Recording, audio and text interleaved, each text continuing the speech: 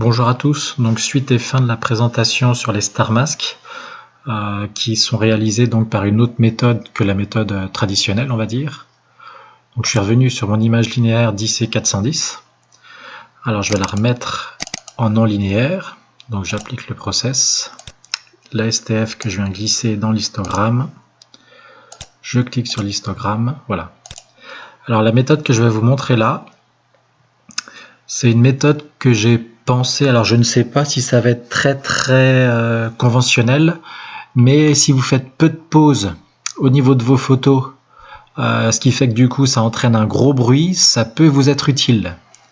Par contre, la méthode que je vous montre, ça nécessite quand même d'avoir un bon suivi des étoiles relativement rondes. Je vais vous expliquer pourquoi, c'est tout simple. C'est qu'au niveau de mon image, donc, on va faire une résolution astrométrique, donc 10C410, ok. Ma focale, chez moi c'est 540 et 3,8. Je l'analyse. Une fois qu'on aura fait la résolution astrométrique, en fait, je vais fabriquer une carte synthétique d'étoiles. Et avec cette carte synthétique d'étoiles, on va s'en servir du coup pour fabriquer notre masque d'étoiles. Exactement sur le même principe en fait que ce que je vous avais montré ici. Donc l'avantage de ce masque d'étoiles en fait, c'est que du fait que l'image, si vous avez une image chez vous qui est très bruitée, ça permettra donc de pouvoir faire un masque sur une image moins bruitée. Donc je vais faire mon catalogue d'étoiles. Alors une fois que je l'ai fait ici, je copie les coordonnées de l'image que je viens de résoudre. Et là en fait au niveau des étoiles, si vous voulez, ça représente les magnitudes des étoiles. Donc là moi je vais demander jusqu'à une magnitude 17. Alors c'est quand même beaucoup 17. Il faut savoir que au niveau des appareils photo numériques, vous pouvez demander un petit peu moins, entre 15 et 17. Si vous voyez que vous avez trop d'étoiles, rien ne vous empêche d'augmenter la magnitude et de dire bon voilà, moi je veux prendre jusqu'aux étoiles de magnitude 20. Bon, 17, je trouve que c'est une valeur qui marche pas mal. Voilà. Donc je vais faire mon catalogue d'étoiles. Alors il faut savoir qu'au niveau des images, si vous avez une image couleur, donc je vous avais conseillé d'extraire la luminance afin de pouvoir donc faire derrière le masque. Vous pouvez très bien aussi extraire les différentes couches couleur RGB et prendre la couche du coup qui a le moins de signal. Ça vous permettra de faire un masque plus facilement. Donc voilà mon masque qui a été généré. Donc on voit bien qu'on retrouve toutes les étoiles, y compris ici les grosses étoiles là, qui sont ici. L'avantage de ce masque en plus, c'est qu'ici au niveau du cœur, ça va me prendre uniquement les étoiles, donc ça ne me prend plus mes tétards comme ça m'avait pris avant.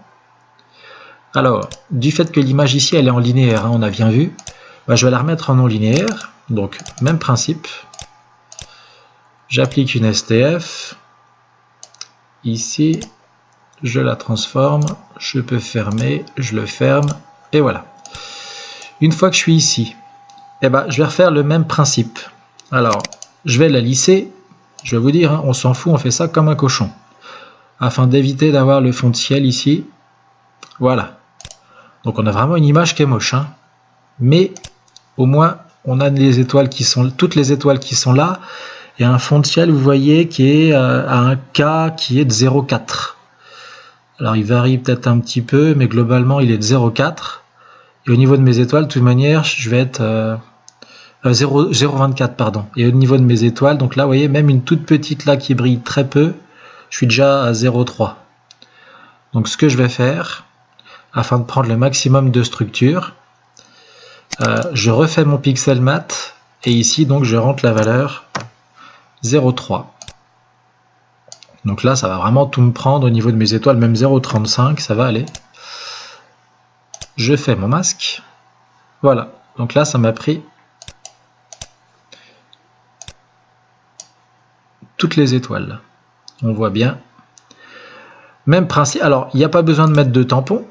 Donc ça c'est le gros avantage quand même, parce que du fait que c'est un catalogue d'étoiles, il n'y a que les étoiles qui ont été générées. À partir de ce moment-là, il n'y a pas du tout besoin de mettre de tampon pour retirer, si vous voulez, les nébuleuses. Alors quand je dis le tampon, c'est la gomme, hein. C'est pour effacer un petit peu. Donc, même principe. J'applique une dilatation à 30%, enfin d'un montant de 0,3 plutôt. Et après, j'applique ma convolution pour générer mon masque. Donc ce qui nous donne ceci. Un beau masque d'étoiles. Alors, je vais regarder au niveau des grosses étoiles, elles étaient peut-être un petit peu blanches. Ouais, les grosses étoiles sont peut-être un petit peu blanches.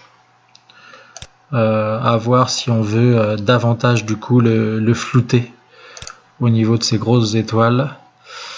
Bon, on va le laisser comme ça. Le catalogue, j'en ai plus besoin. Je vais donc l'appliquer sur l'image pour vous montrer. Voilà. Et donc là, au niveau de mes étoiles, alors je l'ai laissé, ouais, vous allez peut-être rien voir parce que là il y a beaucoup de signal. Voilà. Donc là, on voit bien ici qu'au niveau de mes étoiles, ça prend, le masque prend bien toutes mes étoiles. Alors les grosses comme les petites. Donc là, ça va me prendre jusqu'aux étoiles de magnitude 17. Hein. Voilà. Donc c'est quand même pas mal. Alors j'aurais peut-être même pu mettre 18 à la limite pour me prendre d'autres petites étoiles, mais là je trouve que ça en prend déjà énormément. Même des toutes petites ici, vous voyez par exemple ce genre de petites étoiles, elles sont prises. Voilà. Donc ce masque fonctionne aussi. Et au niveau de mes grosses étoiles, pareil. On voit bien ici que ça prend là les grosses étoiles. Alors de manière un petit peu... Oh non, regardez. Ça le prend impeccable. Donc voilà, pour la suite et fin des Star Mask, fait avec ce procédé. J'espère que ça vous servira.